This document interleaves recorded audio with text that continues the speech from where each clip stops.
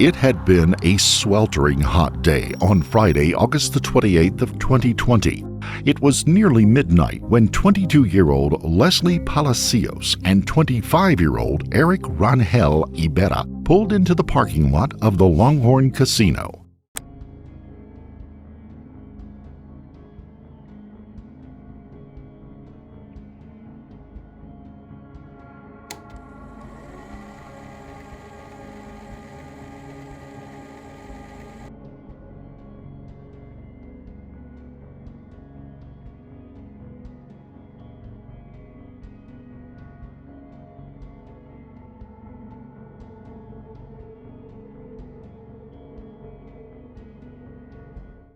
Located in Whitney, an area once called East Las Vegas, the Longhorn Casino was built in 1989 and caters to visitors and locals alike seeking fun and gambling in a more low-key atmosphere. The two move inside and head to the Chuckwagon restaurant, passing by the slot machines and other gambling opportunities. She's a nursing student just months away from graduation, and he's a young man very interested in the date and what it might bring. The two settle in for a nice dinner and each have a number of alcoholic drinks with their meal. Really, it's nothing out of the ordinary. In fact, neither of them seem inebriated after their meal, walking back out, once again avoiding the slot machines as the locals often do. Leslie is carrying leftovers home in a bag, and Erick seems to be familiar and a trusted companion. She, because of the pandemic regulations, is wearing her mask. Erick has apparently forgotten to put his back on, making it easy to recognize his face. The two walk out into the parking lot. Their dinner has taken about an hour and a half. It is now in the early hours of Saturday morning. The two have an animated but apparently friendly conversation as they return to Erick's truck. She walks around to the passenger side of the truck and Erick gets in the driver's side.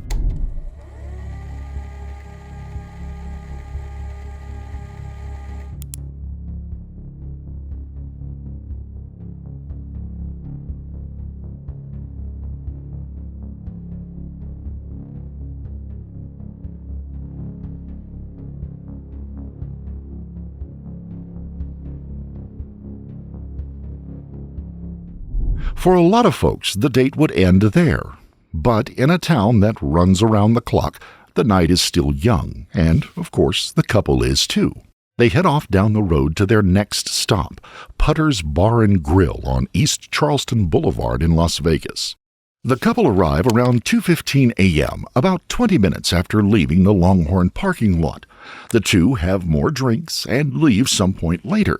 No one working at the bar that evening could be sure exactly what time the couple left. Once again, while most folks may have called it an evening, the young couple kept their night on the town going. Their next stop would be one of the locations of the Bourbon Street Sports Bar. There, the two would be seen spending more time together, drinking beers and taking shots of tequila. Finally, after spending hours out and drinking, the two did finally call it a night and head back to Erick's home. The two get home just before sunrise as they're seen pulling into the street in front of the place Erick lived around 5:30 a.m. Leslie is showing the effects of heavy drinking, and now Erick has to help her from the car. She has a lot of trouble walking, and Erick helps her into the house. The two still seem to be getting along. Inside the house, Erick takes her up to his bedroom. The home is owned by Erick's father, Jose Rangel, and his mother. His younger sister lives there as well. Jose has plans to take his wife on an event at their church that morning, but he's not fully up and active at this point. No one really sees the couple come in. And then, something goes terribly wrong as the two end up in bed.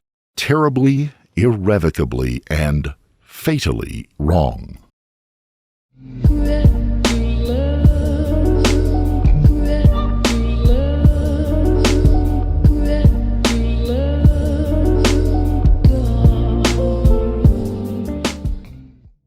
Before we begin, we would like to send our deepest sympathies to the family and loved ones of Leslie Palacios, a young woman taken from us just as her life was blossoming. By Saturday afternoon, Leslie's family has become worried because she never came home from her date. Her mother, Araceli Palacio, and her sister, Nayeli Palacio, contacted the Las Vegas Metro Police Department and told them that Leslie had not come home from her date the night before. They said they had been trying all morning to call her and to text her, but there had been no responses. The last communication her sister received from Leslie had been a text from her phone number that simply said, "I need to tell you some shit." Araceli's reply of what happened was never answered.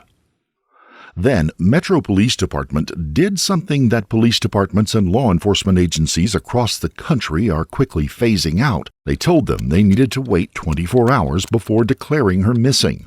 In the past, the 24-hour waiting period was a rule of thumb or a guideline widely followed in the days before people carried cell phones or even had access to landline phones in every home. The one-day wait rule would give people a chance to wander back home after either finding roadside assistance, getting over an argument, or whatever that had taken them away from their home in the first place. Over time, the law enforcement community realized that the policy wasted vital hours in the search for actual missing persons, oftentimes with tragic results. As cell phone use grew and ease of contact and communications grew with it, it was the final straw for the poorly conceived policy, and almost all departments now have a policy of investigation at the first report of a missing person. The idea that a person's family and friends would be the best to judge whether the person was actually missing won out over the manpower and budgetary concerns of the old policy. And yet, in this case, the Palacios family were asked to wait, and so they did, but not without trying to get in touch with Jose Rangel by phone to check and see if he knew what the couple had gotten into. He never answered. The family then tried to call Erick's sister, but again, no answer. They even went down to Rangel's home, but no one came to the door to answer it. They returned to the home an hour later, they said, and saw Erick's mom and sister loading some furniture into the back of a truck, but were unable to talk to them. The following day, with Leslie still missing and not replying to any communication attempts, they again contacted the police, this time opening a missing persons case. They informed investigators on what they knew about who she had gone out with and what little they knew of their plans. Somewhere in the department, at another desk on August the 31st, members of the Metro Police Department were taking another missing persons report, this time for two men, a father and son, Jose Rangel and his son Erick Rangel-Ibarra. It took until September the 1st for the officers with the Missing Persons Department to match the two cases, especially with the Palacios family naming Erick as Leslie's date. A BOLO, or Be on the Lookout report, went out. Officers headed to the homes of the Palacios family and the Rangels, homes that were only a few blocks apart. The families had known each other for almost 15 years. Canvassing the area around the Rangel home on Tipper Avenue, officers were able to identify a security camera that would have looked down on the family's property. They were quickly able to obtain access to the videos taken by that camera and rewound the video until they had unmistakable proof that something terrible had happened. What had been two missing persons cases quickly became one case for the Metro Police Department's Homicide Division. Prosecutors say video from the morning of August 29th shows 25-year-old Erick Rangel-Ibarra helping 22-year-old Leslie Palacios, seen here alive, get out of his truck and into the house. An hour later, in video we've blurred due to its graphic nature, the same camera catches Rangel-Ibarra and another man, who prosecutors believe is his father, 46-year-old Jose Rangel, dragging a lifeless body from the home and into that same truck. Minutes after, the truck drives off, leaving Rangel hosing off the walkway. And now, both Jose and Erick are missing. Their family left behind have no idea where they are, but officers now know that the Rangel home is a crime scene. Warrants were obtained. Officers and forensic team members go through the home to find what would be described later as an attempt to clean up the place, perhaps unwittingly attempting to remove the evidence of a murder. As alert bulletins went out immediately with descriptions of the two men and of Rangel's pickup truck, including the license plate number, investigators went room to room in the small two-story home documenting the evidence still there. Las Vegas Metro Police Detective Mitchell Dorsch would later tell a grand jury that there were numerous pieces of evidence found at the scene of the Rangel's home. On the living room couch, a pair of blue latex gloves were found. Another set and numerous cleaning supplies were also found in the adjacent dining room area. Inside a mop bucket in the kitchen was a stained cleaning cloth, and the mop head showed signs of a dark substance as well. Upstairs, the scene of Erick's bedroom looked like it had been torn apart bit by bit and items had been moved around. Suspiciously, the fitted sheet had been removed from the mattress and was nowhere to be found. There were a couple of dark stains on the mattress as well that caught the attention of investigators. Inside the room, they also found a preferred customer card which would prove to be registered to Erick. Nearby, a shirt on a hanger, one of Erick's. It also had blood drops on it. Erick's wallet was found in the room. No money, but all of Erick's IDs were still there. Investigators also checked in the bathroom and found 2 blood spatters on the floor and took samples of them. The source of the spatters is still undetermined. As investigators combed through the Rangel home, arrest warrants were sworn out on Erick and Jose. Local media outlets flashed up the announcements alerting the public to be on the lookout for the two men, showing photos of both and including images of how they would look in surgical masks that nearly everyone was wearing at the time during that phase of the pandemic. The warnings came out too late to catch Erick and Jose, though. The notices did catch the attention of a friend of Erick's, though, and he had some very important information for local investigators. The man explained that he had known Erick for about 5 or 6 years, and the last time he had seen him in person was weeks before. Erick had come into a restaurant where the man was eating, and Erick was obviously very intoxicated. He sat down and asked the man if they were friends, and would he do him a favor in the future if Erick asked him to. The man said it was an awkward request and that he had humored Erick, obviously because he was drunk. Erick left and the man didn't think about it again until the morning of Saturday the 29th. The man said he got a call from a telephone number he did not recognize. When he answered it, it was Erick, and Erick immediately reminded him that he promised he would do him a favor. He was calling in that favor. Erick said that he needed to bring him some gasoline, and he couldn't find any himself because he didn't want to be seen anywhere on camera.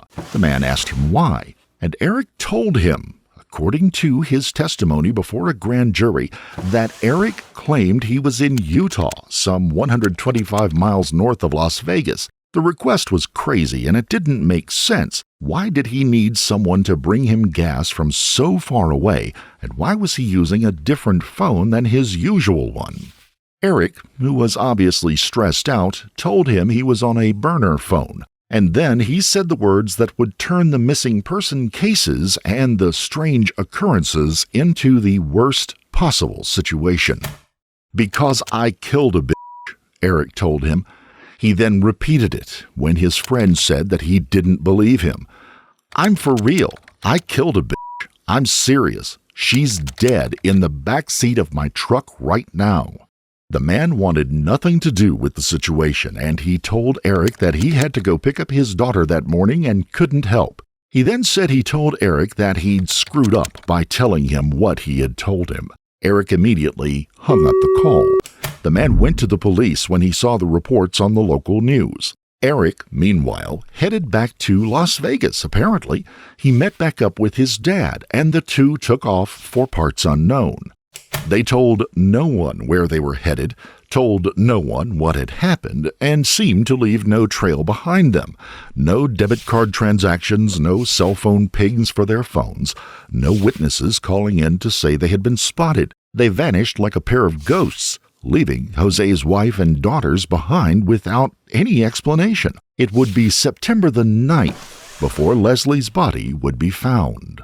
Members of the Moapa Tribal Police, Red Rock Search and Rescue, and investigators from the Las Vegas Metro Police Department discovered Leslie's remains in the Moapa Valley near the Valley of Fire State Park, roughly 60 miles from Las Vegas. The location was a few miles east of Interstate 15 on the Valley of Fire Highway, about 2,500 feet down a dirt road. Her remains were hidden behind a bush located in a wash. Investigators would later tell a grand jury that the body had suffered terribly from the heat, turning black over the intervening days. In addition, it had suffered considerable damage from insects. Identification was initially made by matching the clothes that Leslie was seen wearing in the date-night videos, a striped top and blue jeans, to what was found on or near the corpse. Leslie's body was found without pants, and her underwear had not been put on correctly. According to the detective who was part of the recovery team and who had attended the autopsy, her thong-style underwear had been put back on her, as if the thong portion had been the waistband on the underwear. Her pants were found nearby in another bush. The body was taken to the state laboratory for testing and an autopsy to confirm the cause of death. Due to the ravages of the desert and the high temperatures, coroners were unable to determine the exact cause of death. The day after her body was found, Leslie's family, friends, and members of the community gathered for a memorial service for the young woman. It was a heartbreaking end to any hopes that she may have been found alive. As for Erick and Jose, they were gone, effectively disappearing. There were no reports about them being seen anywhere. And then, on January 19th of 2021, just over 3 months later, Jose Rangel turned himself in at the U.S.-Mexico border crossing. Officials from the San Isidro Border Patrol Station near San Diego, California, arrested him immediately and contacted the authorities in Las Vegas. Jose would waive his Miranda rights and would waive any extradition fight. He wanted to come home to his family. All he could say about Erick was the two had split up in Mexico and he hadn't heard from him in months. Investigators said that Jose was cooperative from the very beginning of their interviews, but originally gave a story that was watered down to lessen his involvement in the case. Once confronted by the security camera videos, he recanted his original story and opened up more to the officers. Jose said that he had been up early that morning and had been working in the home's garage. He had plans to take his wife to a church event in a couple of hours and was taking care of some things when he heard Erick and Leslie enter the house and stumble up the stairs. He said that a half an hour later, Erick came down the stairs shirtless, dragging Leslie's body behind him on a bedsheet. Jose said Erick told him that she had overdosed and died. Erick then completely lost his senses and started telling his father that they had to do something with the body. Jose said he immediately helped Erick get the body out of the house so that his wife and daughters would not come downstairs and be involved. He would continue by saying that when he looked at Leslie, he could see no obvious injuries. There was no blood or vomit on her, and she was only partially dressed with no pants and her panties pulled up awkwardly around the waist. He helped Erick put her into the car and immediately grabbed the water hose and started spraying off the gravel outside as his son drove away with the body. He told investigators that he had not consciously been attempting to destroy evidence then, but was just stunned and trying to do something. He said he thought Erick was heading to Utah with the intention of destroying the body. Distraught, Jose went to his other daughter's nearby home to speak with her. Shortly after he arrived, though, he said Erick turned up at that house as well. Jose had not expected to see Erick back that day, and Erick began acting crazy, shouting that he was going to kill himself, or Jose, and that some people might be coming to kill the family. He said he chose to flee with his son, and the two went back home, gathered all the cash they could, and headed to California, and then crossed the border into Mexico by that evening. During the drive, Erick refused to talk about what had happened, except that Leslie had overdosed on narcotics and he had way too much to drink that night. In the end, Jose would strike a plea deal and pled guilty to destroying evidence and an accessory to commit murder, both misdemeanor charges. He spent 205 days in the Clark County Detention Center before coming to trial. He would be sentenced to a total of 2 years in jail for what he had done. The 205 days already served would be counted against that sentence as time served. The charges and light sentencing he received would be decried throughout the community and even within the district attorney's office. Chief Deputy District Attorney John Giordani would tell members of the press that the Nevada legislature needs to do something about this because dumping a young girl's body and treating her like a piece of trash should not be treated as a misdemeanor. And assisting a murderer after he commits such an egregious crime should not be treated as a misdemeanor. Leslie's family would also speak to the press about Jose's sentencing. Si alguien sabe de estos criminales, por favor que se entreguen. Que se entreguen a la justicia, porque los van a encontrar a donde se vayan, que se entreguen. ¿Por qué la mataron a mi hija? Ella era una niña muy buena, estaba estudiando, ya se iba a graduar. ¿Por qué le hicieron esto? ¿Por qué la familia Guacope? De que me la hayan matado, ¿por qué? Yo no voy a descansar hasta no hacer justicia, que todos ellos paguen todo. Porque ella fue como mi mejor amiga. Ella no se merecía esto que le hicieron. Ella era muy buena niña y una mejor amiga. Yo más quiero justicia y que paguen por lo que le hicieron, porque ella no se merece esto. Y que lo atrapan a toda su familia, al papá, a todos, porque ella no se merecía esto. Ella era muy buena persona. Jose would only serve an additional 8 months in jail before being released. During his time in jail, he had taken a number of courses mandated by the state that allows offenders to reduce their jail times. His release stirred up bad feelings within the community. He was now a free man. His son, Erick, was still out there, walking free and unpunished for what had happened on that fateful night and the next morning. He has been the subject of 2 nationally broadcast television specials, but no solid evidence has turned up. Reports that he has been seen both in Chihuahua State and Durango State in Mexico, but so far he has managed to avoid the authorities there. Leslie's family continued to make pleas to the community for any information that would put this case to rest and bring Erick to stand before a judge. We always think about her all the time. Like, there's not a day, that goes by that we don't. Everything reminds us of bring yourself in, because there's no way of hiding out anymore. You can't hide forever. And just, pay for what you did, because we're not gonna stop until we get justice. He is still a very wanted man, and if you have any information as to his whereabouts, please contact the Nevada State Police by calling 755-684-2644. We may never know the real story of what happened to Leslie Palacios when she entered the home of the Rangel family. Was it an overdose that took her life, or did Erick somehow kill her as he told his friend? We can only hope that one day justice will catch up to him. If you found this case compelling, don't forget to like the video, comment down below your take on it, and please subscribe to the channel.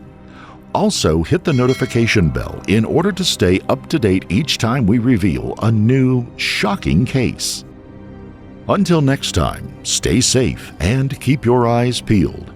You never know what's lurking in the shadows.